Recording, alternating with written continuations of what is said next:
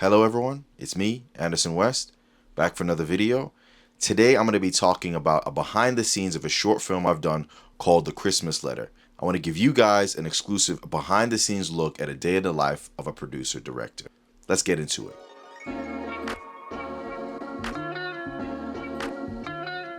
So this film, A Christmas Letter, I've uploaded it onto the YouTube channel back in Christmas 2023. You could check out a link either here and you can watch the full film there. Now this is a different film for me. I made it in collaboration with the Stafford University's drama course, in which students are preparing to learn to act for screen and stage. So it had a kind of a feel of a mini showreel / mini film, but also show them how we work on set in a real life environment, etc., etc. This was one of the 4 films. The other 3, I may release them on YouTube, I'm not sure yet. But the storyline of the film, a young man goes into a self-help group and, comes halfway through a young woman giving a confession. I'm not gonna go and spoiler the film. Watch it, let's get some views on that. Yeah, I was able to get 5 professionals on the project. My friend and DP Mark, that camera nerd, Kachevsky, Kyle Martin Clark, my good friend and sound recordist on most of my projects. Stu Swindell, you've seen him loaded on the channel. He's a gaffer, camera operator, but on this film he was a first AC / gaffer. It's a small budget. And Maria McLennan, a wonderful makeup artist I've worked with several times. So being around some professionals, giving the students a facsimile of what they would experience on working on a show or a low budget film. Now the thing about this film was we were using a location that I was familiar with. Even though we only had a day and a half to film, most of the film was done in this one location at one day, and that's Fenton Town Hall here in Stoke-on-Trent in the UK. Previously on my channel, I'd used this location, the Fenton Town Hall, for some test videos and reviews. And again, I really love the space. It's an old ballroom. I really liked how it looked, the vastness of it. And I thought, let's take advantage of it. It's a place that has a wonderful big ballroom and then also has a cafe. You start to look at those elements and then write a film around that. It was important for me to go to my trusted software, Previs Pro, to storyboard the entire film. It's a really useful tool to allow you to previs your film with this 3D animation type storyboard, and then allows you to change angles really quickly, and it allows you to see how your film will look and cut. And that's really useful for me, and I don't go into any narrative project without it now. So I was able to rebuild the space in Previs Pro, place characters here that represented where the actors would go, and then moving the camera around in the different spots on one of those shots. So again, it really helps with the prep to be able to visualize the film before you even get to set. With this film, I shot in more chronological order than I normally would. I mean, for me, if I don't need to shoot out of order, I don't. And for actors with less experience, it also, guides them into it. Sometimes when you have to jump around, you can lose that consistency. But again, that's my job as a director, to make sure that consistency is there. Being able to do it with this film was advantageous. Now, my first bit of advice for filmmakers who are looking to schedule and haven't really done much narrative work before: give way more time than you need for the first few shots. If you need an hour to get that shot, give it 2 hours, maybe even 2.5 hours, just to give yourself and the crew that time to ease in, getting used to working with each other. That's 100% what I would do. That's what I did for this film. The iPad, yes, the iPad is probably my most important device on set. I'm able to not only view the image, but also cross off and see where we are on our schedule. Just a note about production documents: shot listing, shot scheduling is super important. My storyboard and my shot list are in tandem. Once I have the shot idea, I then add the extra detail in to show this is the type of shot, this is the time of day, this is how much time it's gonna take. And then for me, having that bulletproof schedule just gives me the confidence as a director to go about my day and get what I need to get. But if things get a bit hectic, you kind of go off schedule a little bit, you can always come back to your initial schedule and shot list and know, if I tick that off, I'm gonna get through the day. We're setting up a shot outside the main ballroom, and here you can see I revisited it, and now here's the actual shot. And here we're using the Komodo. I love using it. It's a really fast system to use with its size. Obviously with the light of the camera and it's still having those professional outputs, I really think it gets a balance right when you're shooting narrative or commercial projects. Love the look out that camera. We also shot on the Sirius. I'm never sure if I'm saying that right. The Sirius Anamorphic S35. Here you see the lighting setup, a 600D and a live dome. So now we're inside the ballroom. With the camera being so small, I can block out and actually place the camera where it wants to be. And now when I say blocking out, it's rehearsing the movements with the actors. Thankfully, they're all sitting down. But the thing we wanted to figure out was when they're going to be looking at certain characters, who's going to be talking when. And whilst we have rehearsed this scene a few times, I feel once you get in location, different energy, people are interacting with the environment, and you want to see how that affects their performance. So for me, you want to block with your actors and your DP just so he knows where the movements are, and your other head departments sound so they can know where to be. If you have art department, which we didn't have on this film, you then can see where certain movements need to be. It's a freeing process.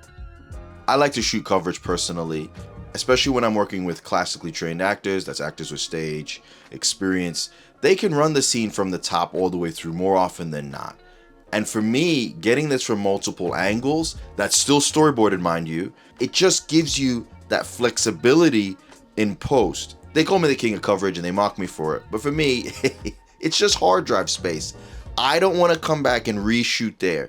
It's much cheaper to get that coverage and overshoot on the day that's planned for. Bear in mind, you already scheduled this in. But I'd rather shoot that way and have that than going into post, realizing you haven't got it, and then you need to go get pickups and get those crew back, get the kit back, get the location back, and do pickups again.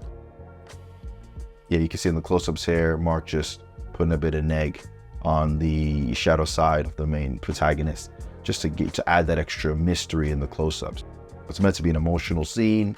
We don't really want to be perfect beauty lighting here. To be fair, it's quite a simple scene. They're sat down. I think we were able to get it pretty close from the Previs storyboarding to the actual shot here. I wanted to add a little bit of movement to this shot, so we did a tracking shot on the floor. For tracking shots to work, you need to have a little bit of movement in the foreground. So the actor's leaving the therapy session, walking past camera, and we're pushing in to see these characters.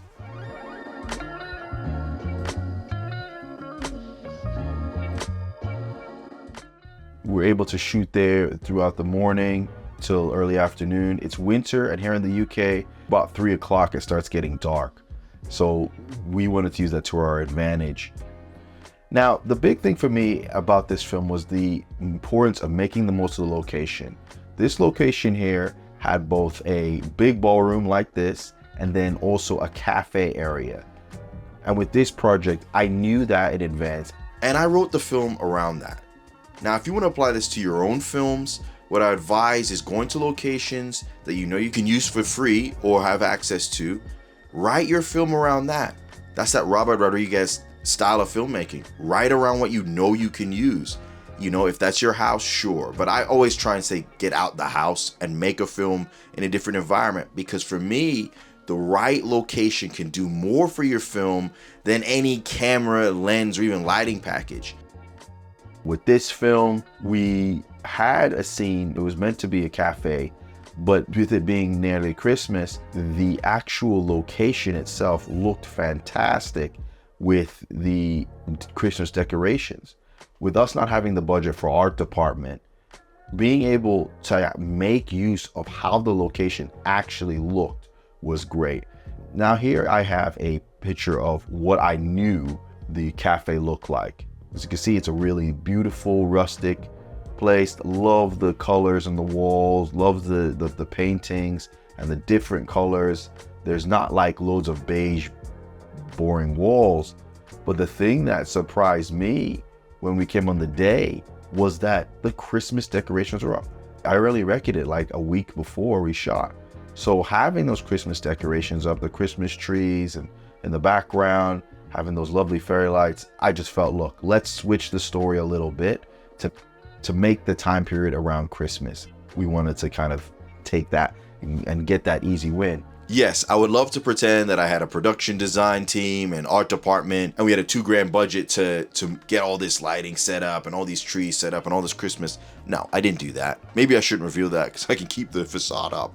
But the reality is, again, having that right location did all that for the movie, and it didn't cost any extra. And for me, it just elevated the film and almost gave it a Hallmark film. I know that's like a swear word. Hallmark Christmas movie, but it elevated to that kind of feel, or even a small commercial feel vibe, by just having the right location. And I come into this tracking shot here. I love that shot, and I really loved getting it. We only had like 3 hours in this cafe anyway after they had closed, so we really didn't have much time to make the most of it. I know Mark and Stu worked around the clock to just add those little accented lights, adding those extra lights to the background to just add in that Christmas feeling. All the extra students we had that were crewing or waiting for their parts, just put them in the background. You gotta sometimes throw your crew in there. It's what populates it and makes these films feel bigger than they actually are. We're in control of what the audience can see, so why not make it look bigger than it is? Throw your crew in there, throw any extras in there, just add to the scale of the movie. So think about that and try and use those elements to make your film a little bit more elevated. I was really happy with what Mark and Stu were able to capture in that time and to light. Of course, if they had more time, they would have done a little bit more, but sometimes you have to compromise a little bit in the visuals to finish the movie, because ultimately finishing the movie is most important. And so you got to pick your battles. And obviously I'm speaking out of turn, Mark will maybe correct me, but sometimes you just got to get it in the can, because it's not about any one shot, it's about them working together. So we got a shot here. Again, we're just seeing more of that Christmas spirit.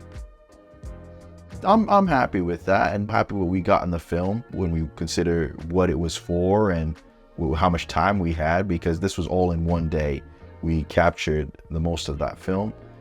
And then the following day we had one scene to get in the kitchen, to the flashback scene. It was originally meant to be outside in a park, but it was winter and it was way too cold.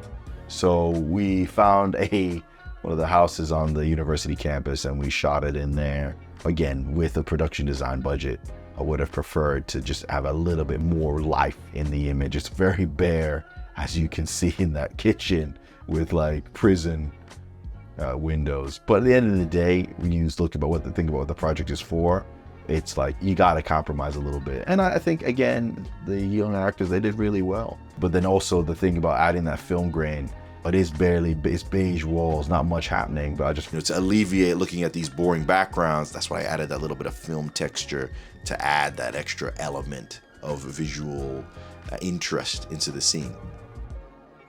Yeah, that's a little bit of the production blog of this.